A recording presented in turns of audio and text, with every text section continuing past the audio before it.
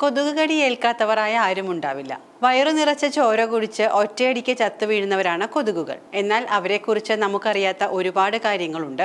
രാവിലെ ഉണരുമ്പോൾ നിർത്താതെ തുമ്മുന്ന ചിലരെ നിങ്ങൾക്കറിയില്ലേ? അല്ലെങ്കിൽ നിങ്ങൾ തന്നെ പുലർച്ചെ മുതൽ തുടർച്ചയായി തുമ്മാറില്ലേ? ചിലപ്പോഴൊക്കെ കണ്ണ് ചൊറിഞ്ഞ് ചുവന്ന് തടിച്ചു വരാറില്ലേ?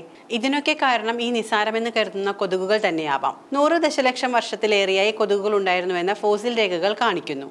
പെൺകൊതുകുകൾക്ക് മുട്ട ഉൽപ്പാദിപ്പിക്കാൻ രക്തത്തിലെ പ്രോട്ടീൻ ആവശ്യമാണ്. പ്രോട്ടീൻ അവരുടെ മുട്ടകൾ വികസിപ്പിക്കുന്നതിനും അവയുടെ സന്താനങ്ങളുടെ വളർച്ചയെ പിന്തുണയ്ക്കുന്നതിനും സഹായിക്കുന്നു. പെൺകൊതുകുകളുടെ നിലനിൽപ്പിന് ആവശ്യമായ ഇരുമ്പ് പോലുള്ള അവശ്യ പോഷകങ്ങൾ രക്തം നൽകുന്നു. പെൺകൊതുകിന്റെ പ്രത്യുൽപാദന ചക്രത്തെ ഉത്തേജിപ്പിക്കാനും മുട്ടയിടാൻ പ്രാപ്തമാക്കാനും രക്തഭക്ഷണം സഹായിക്കുന്നുണ്ട്. അതേസമയം ആൺകൊതുകുകൾ മനുഷ്യരെയോ മൃഗങ്ങളെയോ കടിക്കുന്നില്ല. അവർ ചെടിയുടെ നീരും ഗ്ലൂക്കോസ് അടങ്ങിയ പദാർത്ഥങ്ങളുമാണ് ഭക്ഷണമാക്കാറുള്ളത്. അത് അവർക്ക് അതിജീവിക്കാൻ ആവശ്യമായ ഊർജം നൽകുന്നുണ്ട്. കൊതുകുകൾ വളരെ ദുർബലമായി പറക്കുന്നവരാണ്. മണിക്കൂറിൽ ഏകദേശം 1.5 മൈൽ വേഗതയാണുള്ളത്. നമ്മൾ നിശ്വസിക്കുന്ന കാർബൺ ഡൈ ഓക്സൈഡ് കൊതുകുകൾ സെൻസ് ചെയ്യുകയും അതിലൂടെ അവർക്ക് ഇരയെ കണ്ടെത്താൻ സാധിക്കുകയും ചെയ്യുന്നു. കൊതുകുകൾക്ക് അവയുടെ ഇരയുടെ കെമിക്കൽ സിഗ്നേച്ചർ കണ്ടെത്താൻ കഴിയുന്ന പ്രത്യേക സെൻസറുകളുമുണ്ട്.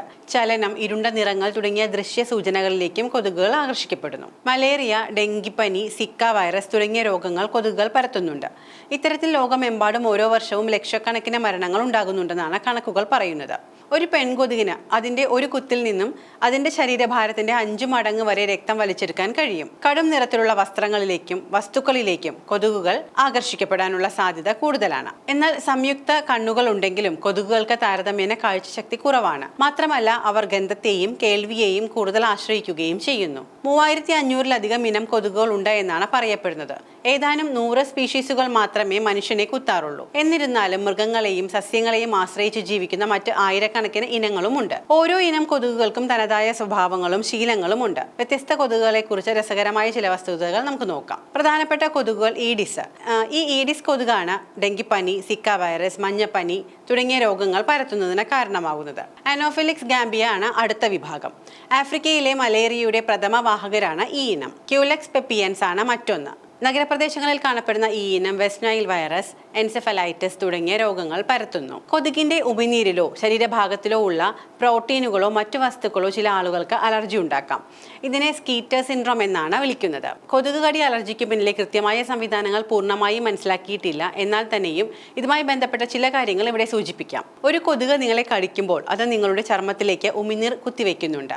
ഇത് ഒരു അലർജി പ്രതികരണത്തിന് കാരണമാകുന്നു. ഈ പ്രതികരണം ചർമ്മം തടിച്ചു വരാൻ, അതായത് ചെറിയ കുരു പോലെ ഉണ്ടാകാൻ കാരണമാകുന്നു. അതിനായി കൊതുക് കടി ഏൽക്കാനുള്ള സാഹചര്യങ്ങൾ ഒഴിവാക്കാം. വീട്ടിനു ചുറ്റും വെള്ളം കെട്ടി നിൽക്കുന്നത്, അകാരണമായ വസ്തുക്കൾ കെട്ടിക്കിടക്കുന്നത്, ഇവയൊക്കെ ഒഴിവാക്കിയാൽ തന്നെ ഒരു പരിധിവരെ കൊതുകിന്റെ കടിയേൽക്കാതെ രക്ഷപ്പെടാം. കൊതുക് കടിക്കുമ്പോൾ അത് നിങ്ങളുടെ ചർമ്മത്തിലേക്ക് ഉമിനീർ കുത്തിവെക്കുന്നു എന്ന് നേരത്തെ പറഞ്ഞുവല്ലോ. ഈ ഉമിനീരിൽ പ്രോട്ടീനുകൾ അടങ്ങിയിട്ടുണ്ട്. ഇത് രക്തം കട്ട പിടിപ്പിക്കുന്നത് തടയുകയും കൊതുകിന് ഭക്ഷണം നൽകുന്നത് എളുപ്പമാക്കുകയും ചെയ്യുന്നു.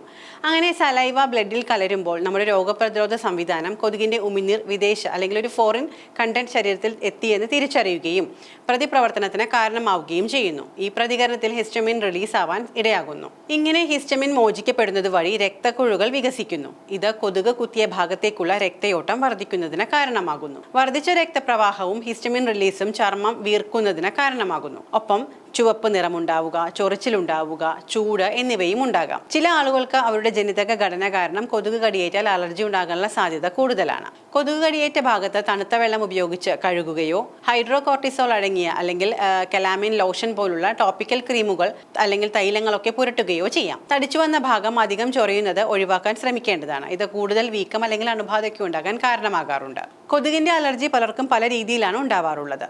നേരത്തെ സൂചിപ്പിച്ചതുപോലെ ജനിതക ഘടനയാവാം ഇതിന് പിന്നിലെ കാരണം. എന്തുതന്നെ ആയാലും പുലർച്ചെ തുമ്മുന്നതും അല്ലെങ്കിൽ കണ്ണ് ചൊറിഞ്ഞു വരുന്നതും തുടർച്ചയായി ജലദോഷം ഉണ്ടാകുന്നതുമെല്ലാം കൊതുകിന്റെ അലർജി മൂലമാവാം. ഏതായാലും ഇത്തരം അവസരങ്ങളിൽ നിന്നും സ്വയം രക്ഷ നേടുക എന്നുള്ളതാണ് ഉചിതമായ മാർഗം.